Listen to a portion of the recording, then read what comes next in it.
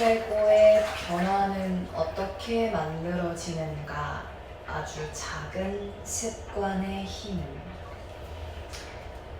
찰스 두이그의 습관의 힘을 뛰어넘는 최고의 책.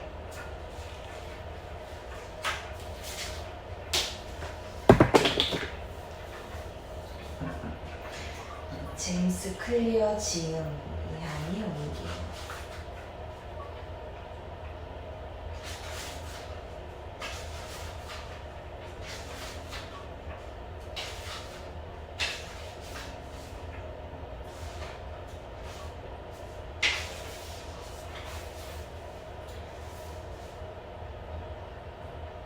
새로운 삶의 시작.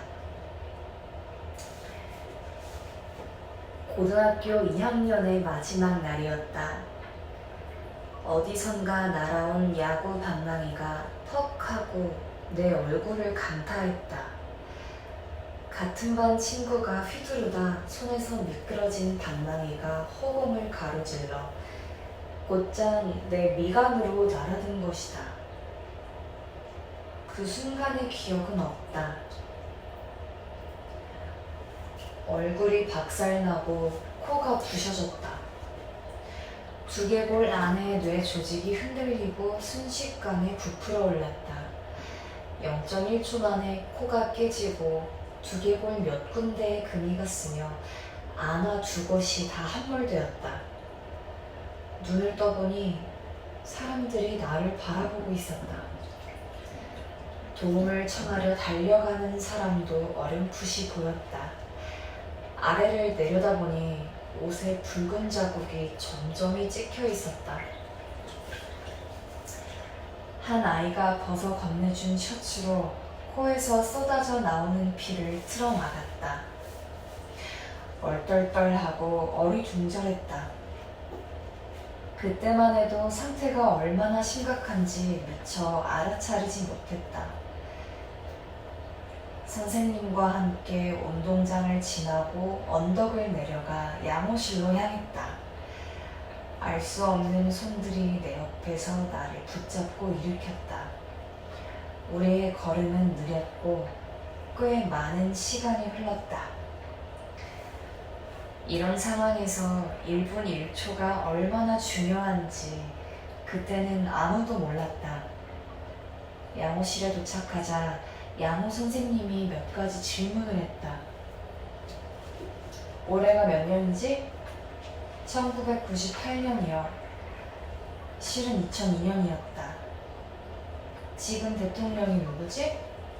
빌 클린턴이요. 대통령은 조지 W. 부시였다. 어머니 성함이 뭐지? 잠시 생각이 멈췄다. 패티. 무심코 입에서 한 이름이 튀어나왔다. 하지만 이걸 기억해내는데 10초나 걸렸다는 사실은 깨닫지 못했다. 이것이 내가 기억하는 마지막 질문이다. 뇌가 빠르게 부풀어 오르고 있었고 앰뷸런스가 도착하기 전에 의식을 잃었다. 나는 학교에서 지역 병원으로 실려갔다. 병원에 도착하고 얼마 지나지 않아 내 신체 기능은 정지하기 시작했다. 침을 삼키고 호흡하는 것 같은 기초적인 움직임도 힘들어졌다.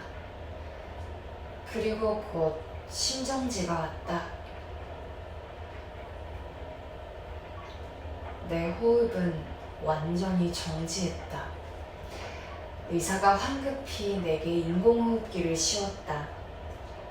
그리고 지역 병원에서 다룰 수 없는 환자라고 판단하고는 나를 신시너티의 큰 병원으로 보낼 헬리콥터를 불렀다. 나는 응급실 안에서 실려나와 헬리콥터로 옮겨졌다. 환자 이송용 침대가 울퉁불퉁한 보도를 가로질러 가는 동안 간호사가 내 가슴을 누르며 심폐소생술을 계속했다. 막 병원에 도착한 어머니가 헬리콥터에 올라 내 옆에 앉았다. 어머니는 신신호티로 가는 내내 의식도 없고 자가 호흡도 불가능한 아들의 손을 꼭 쥐고 있었다. 아버지는 집에 가서 동생들에게 내 상황을 전했다. 그리고 여동생이 중학교 졸업식에 참석하지 못한다고 말했다. 쏟아지는 눈물을 참으며 아버지는 친척과 친구들에게 아이들을 부탁하고는 차를 몰고 신신호티로 향했다. 어머니와 나를 태운 헬리콥터가 병원 옥상에 착륙하자 20명은 좋게 되는 의료진이 뛰어와서 나를 외상센터로 옮겼다. 부풀어 오른 뇌는 심각한 상태였고 두부 손상으로 인한 외상성 심정지가 또 일어났다. 깨진 두개골을 접합해야 했지만 내 몸은 수술을 견딜 만한 상태가 아니었다. 그날 세 번째 심정지가 일어났고 나는 혼수 상태에 빠졌다. 인공호흡기가 다시 씌워졌다. 부모님에게 이 병원은 낯선 곳이 아니었다. 10년 전 3살 난 여동생이 소아백혈병 진단을 받았을 때도 이곳에서 치료받았다. 그때 나는 5살이었고 남동생은 6개월이었다. 여동생은 2년 6개월 동안 화학요법과 요추전자, 요추천자, 골수생검 시술을 받고 완치되어 건강한 모습으로 병원에서 걸어 나왔다. 그 후로 10년째 여동생은 건강하게 지내고 있다.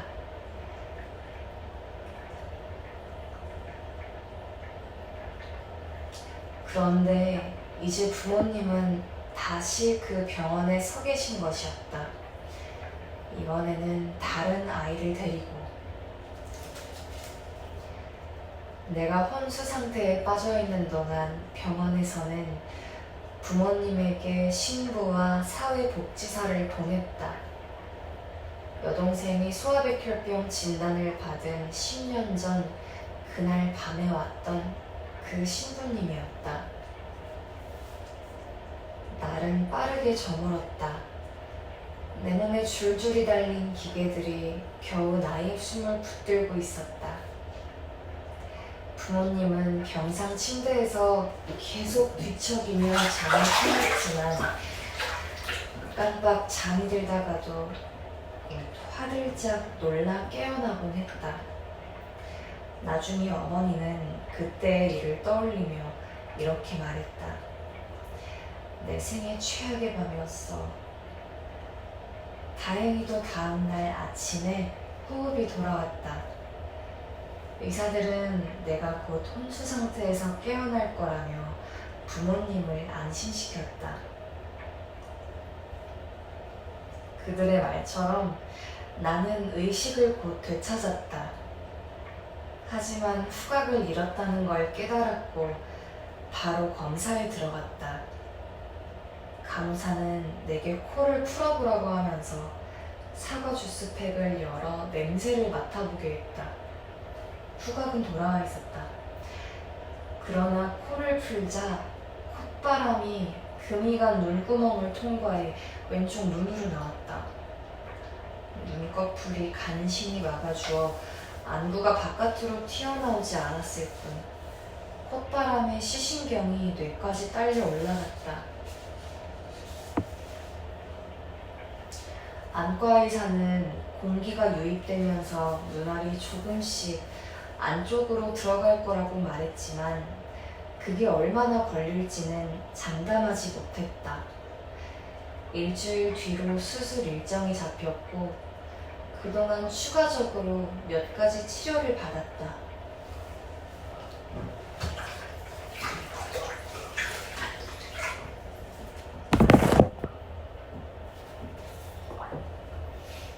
마치 격렬한 권투 시합으로 만신창이가 된 것 같았지만 얼마 지나지 않아 표현하는 날이 되었다. 나는 코가 부러지고 얼굴뼈에 수십 개의 금이 갔으며 왼쪽 눈은 튀어나온 채 집으로 돌아갔다. 이후 한 달 동안이나 무척 힘이 들었다.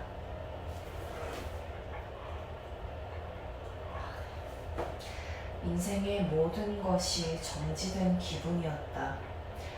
몇 주 동안은 초점이 겹쳐 보였는데 어떤 물건도 똑바로 보이지 않았다.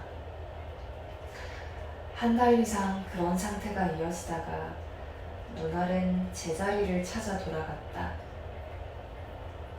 하지만 다시 차를 몰 수 있게 되기까지는 8개월이 걸렸고 그동안 경련과 시야 문제가 계속 발생했다. 물리치료를 받으면서 똑바로 걷기 같은 기초 운동을 반복해야 했다. 나는 우울해하지 않겠다고 마음먹었지만 종종 침울해지고 낙담했다. 1년 후 야구장으로 돌아갔을 때 나는 내가 얼마나 그곳에서 멀어져 버렸는지 깨달았다.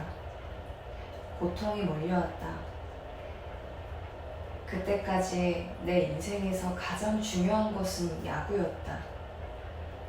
아버지는 세인트루이스 카디널스의 마이너리그 선수였다. 내 꿈도 아버지와 같은 프로 야구 선수가 되는 것이었다. 난 몇 달 동안 재활 훈련을 하면서 다시 야구장으로 돌아가기를 간절히 바랬다. 하지만 야구장 복귀는 순탄치 않았다. 시즌 중이었고 나는 1군에서 제외된 2군 선수였다. 2군 팀에서도 후보로 밀려났다. 난 4살 때 야구를 시작했다. 모든 일이 그렇지만 특히 스포츠 분야에서 많은 시간과 노력을 투자한 선수가 후보로 밀려난 것은 큰 굴욕이다. 그날이 생생하게 기억났다. 나는 차 안에 앉아 펑펑 울면서 미친 듯이 라디오 채널을 돌려댔다. 절망으로 1년을 보낸 뒤 3학년이 되어 가까스로 1군에 들어갔지만 후보 선수였기 때문에 경기는 거의 뛰지 못했다. 그럼에도 여전히 내가 위대한 선수가 될 수 있다고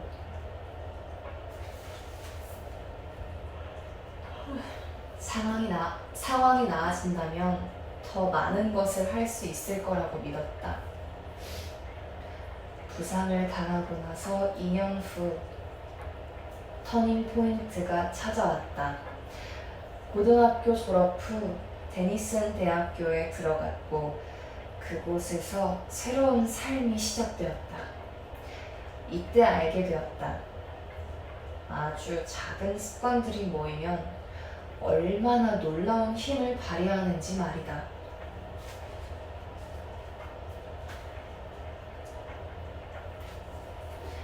인생의 나락에서 빠져나오다. 데니슨 대학교에 들어간 건 인생에서 가장 잘한 결정이었다. 비록 신입생으로 선수 명단 제일 끄트머리에 이름을 올렸을 뿐이지만 어쨌거나 야구팀에 들어갔고 너무나 기뻤다. 고교 시절은 엉망이었지만 나는 그토록 바라던 대학 선수가 되었다. 곧바로 야구팀에서 활동하진 않았기에 먼저 내 인생을 전돈하는 데 집중했다. 동기들이 늦은 밤까지 비디오 게임이나 하는 동안 나는 매일 밤 일찍 잠자리에 드는 수면 습관을 들었다. 또 대학 기숙사란 너저분하기 마련이지만 내 방을 깨끗이 치우고 깔끔하게 정리했다. 정말 별것 아닌 일이었다. 그런데 이 작은 습관들은 스스로 인생을 관리하고 있다는 느낌을 주었다. 난 자신감을 되찾아 나갔다. 스스로에 대한 신뢰가 쌓이자 수업 태도도 달라졌고 1학년 내내 전부 A 학점을 받았다.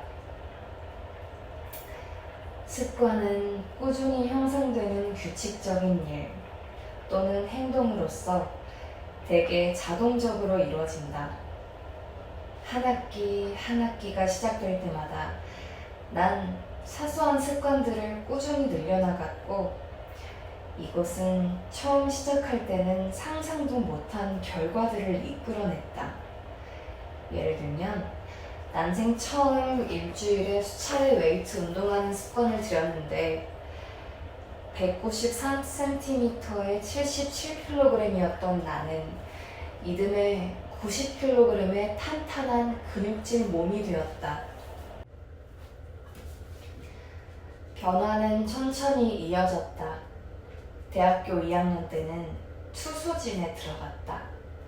그리고 3학년까지 팀 주장이었고 시즌 마지막에는 모든 연맹팀에 선발되었다. 수면 습관, 공부 습관, 근력 훈련 습관이 최대치로 성과를 올린 것은 4학년 때였다.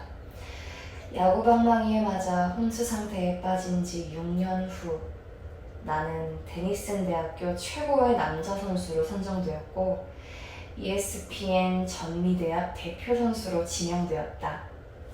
전국에서 단 33명만이 뽑히는 영광스러운 자리였다. 그리고 8개 분야에서 최우수 성적을 받고 최우수 졸업생에게 수여되는 학장 메달을 수상하며 대학을 졸업했다. 너무 내 자랑만 하고 있는 것 같지만 너그러이 이해해주길 바란다. 솔직히 말해서 난 운동선수로서는 대단한 업적을 세우진 못했고 프로 선수가 되지도 못했다. 하지만 그 시기 내가 지극히 어려운 일을 해낸 것만은 분명하다. 바로 내가 갖고 있던 잠재력을 몽땅 발휘한 것이다. 그리고 이 책이 당신의 잠재력도 모두 발휘할 수 있게 도와주리라고 믿는다. 살다 보면 누구나 도전적인 순간들에 직면한다. 내게는 고교 시절의 사고가 그랬다. 그 일은 내 삶에 중대한 교훈을 주었다. 더 이상 아무것도 할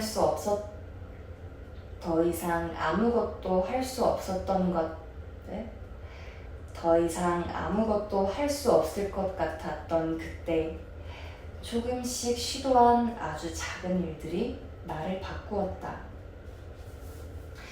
사소하고 별것 아닌 일이라도 몇 년 동안 꾸준히 해나가면 정말로 놀랄만한 결과가 나타난다.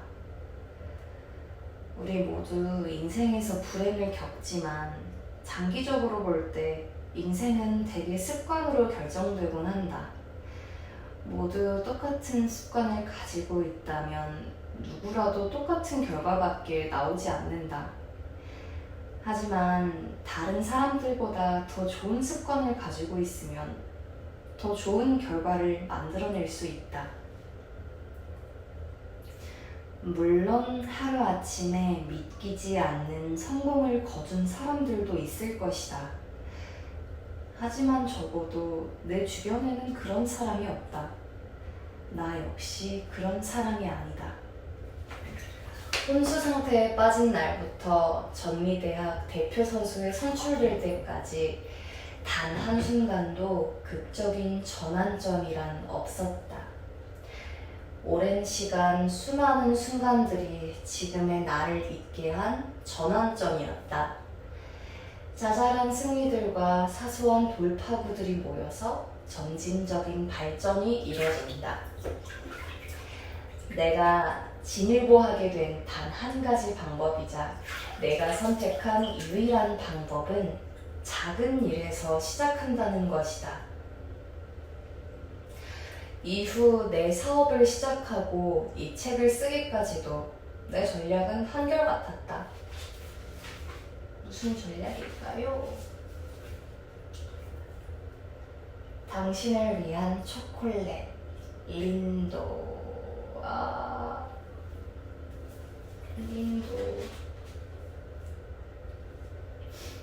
놀랍고도 엄청난 변화들.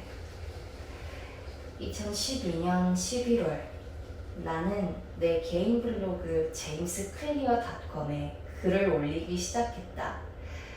수년 동안 메모해둔 습관과 경험들을 대중과 공유했다.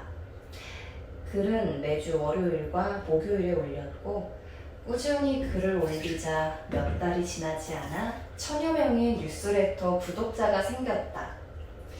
2013년 무렵에는 그 수가 3만 명 이상으로 늘어났고 2014년에는 10만 명을 넘어섰다.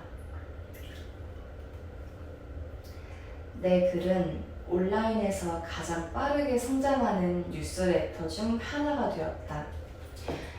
2년 전 처음 시작했을 때만 해도 마치 사기꾼이라도 된 것 같은 기분이었지만 이제 사람들은 나를 습관 전문가라고 부른다. 이 새로운 이름표는 흥분과 동시에 불편함을 안겨주었다. 이 분야에 대해 스스로 전문가라고 생각해 본 적이 없기 때문이다. 오히려 독자들과 함께 경험해 나가는 중이다. 2015년 뉴스레터 구독자 수는 20만 명에 이르렀다. 그리고 미국의 손꼽히는 출판사 펭귄 랜덤 하우스와 이 책을 계약했다. 독자들이 늘어나면서 이런저런 사업 기회도 많아졌다. 페이스북, 구글 등 유수의 회사들로부터 과학적인 습관 형성과 행동 변화, 지속적인 성장과 발전에 관한 강연을 해달라는 요청을 받았고, 미국과 유럽의 콘퍼런스에서 주요 연사로 초청받기도 했다. 2016년에는 타임, 안트러프러너, 포브스 같은 주요 매체에 정기적으로 기고하기 시작했다. 믿을 수 없게도 같은 해에만 800만 명의 독자들이 내 글을 읽었다. NFL, NBA, MLB의 코치들은 내 글을 팀원들과 공유했다. 다양한 경험과 노하우를 한데 모아 2017년 초 나는 습관 아카데미를 설립했다. 그리고 일과 생활에서 더 나은 습관을 형성하고자 하는 조직 및 개인을 위한 첫 번째 훈련 프로그램을 개발했다. 포춘 선정 500대 기업, 떠오르는 스타트업 운영자들이 이 프로그램에 등록하고 직원들을 교육시키고 있다. 약 1만 명 이상의 운영자, 관리자, 코치, 교사가 습관 아카데미를 거쳐갔고, 이들과 함께한 작업은 일상에서 습관을 형성하는 일에 대해 내게도 엄청나게 많은 가르침을 주었다. 2019년 현재 제임스클리어닷컴에는 월 100만 명 이상이 방문했고, 주간 뉴스레터를 50만 명이 구독하고 있다. 처음 글을 올리기 시작했을 때는 상상도 하지 못했던 숫자다. 기업가이자 투자가인 나발 라비칸트는 이렇게 말했다. 위대한 책을 쓰고 싶다면 자신이 먼저 그 책이 되어야 한다. 나 역시 이 책에서 언급한 내용대로 생활했다. 부상에서 회복되고 체육관에서 몸을 단련하고 운동장에서 높은 수준의 경기력을 보이고 작가가 되고 사업에 성공하고 책임감 있는 어른이 된 것은 다 작은 습관들 덕분이었다. 작은 습관들이 내 재능을 실현하는 데 도움을 주었다. 아마 당신도 이 책을 집어든 순간부터 그렇게 될 것이다. 이 책은 더 나은 습관을 세우는 계획에 대해 단계별로 소개한다. 며칠이나 몇 주가 아니라 평생 지속하는 습관에 관한 것이다. 내 글은 모두 과학적 근거에 기반해 쓰였지만 이 책은 학술조사 연구서가 아니라 실행 매뉴얼이다. 누구나 쉽게 이해하고 적용할 수 있는 방식으로 습관을 세우고 삶을 변화시키는 과학적인 방법을 설명할 것이다. 이는 가장 중요한 지혜이자 실용적인 조언이다. 내가 전할 이야기는 수년간 쌓아온 생물학, 뇌과학, 철학, 심리학 내가 전할 이야기는 수년간 쌓아온 생물학, 뇌과학, 철학, 심리학, 그 밖에 다양한 학문들의 바탕을 두고 있다. 오래전 위대한 인물들이 생각해낸 최고의 생각들과 최근 과학자들이 밝혀낸 가장 주목할 만한 발견들을 종합한 것이다. 이를 통해 가장 중요한 생각들이 무엇인지 알아내고 이를 연결해 최선의 행동을 이끌어내길 바란다. 여기 소개한 지혜들 중 어떤 것들은 나보다 훨씬 더 전문적으로 알고 있는 사람들도 많을 것이다. 또 어떤 것은 바보같이 느껴질 수도 있다. 그건 내 잘못이다. 이 책은 크게 신호, 열망, 반응, 보상이라는 4가지 습관 모델과 이를 발전시킨 4가지 행동 변화 법칙으로 이루어져 있다. 심리학에 대해 좀 아는 독자라면 이 용어들이 조작적 조건 형성 이론에서 나왔음을 알아챌 것이다. 1930년대에 스키너가 자극, 반응, 보상으로 제시한 이 이론은 찰스 두이그가 습관의 힘에서 신호, 반복 행동, 보상으로 대중화한 바가 있다. 스키너를 비롯해 행동과학자들은 인간에게 적절한 보상을 제공하거나 처벌을 가하면 특정한 방식으로 행동할 수 있게 특정한 방식으로 행동하게 할 수 있다는 사실을 발견했다. 스키너의 모델은 외부의 자극이 습관에 어떻게 영향을 미치는지는 훌륭하게 설명하지만 우리 안의 생각, 감정, 믿음이 행동에 어떻게 영향을 미치는지는 설명하지 못한다. 사실 기분이나 감정 같은 내적 상태는 매우 중요하며 최근 과학자들은 생각, 감정, 행동 사이의 연관관계를 밝혀내기 시작했다. 이런 연구들 역시 이 책 전체에 걸쳐 다루었다. 전체적으로 내가 제시하는 관점은 인지과학 및 행동과학을 통합한 모델이다. 습관과 관련해 외부의 자극과 내적 감정 2가지를 적절하게 설명한 최초의 행동 모델 중 하나라고 생각한다. 몇몇 용어는 익숙한 것일 수도 있겠지만 그 내용, 즉 4가지 행동 변화 법칙만큼은 습관에 관한 새로운 관점을 제시하리라고 자부한다. 인간의 행동은 상황에 따라 순간순간 매분, 매초 변화한다. 하지만 이 책은 변화하지 않는 것에 관한 책이다. 인간 행동의 근간을 이야기하며 매년 의지할 수 있는 최후의 방법이자 우리의 사업, 가족, 삶을 더 풍요롭게 만들 수 있는 개념이다. 더 나은 습관을 만드는 단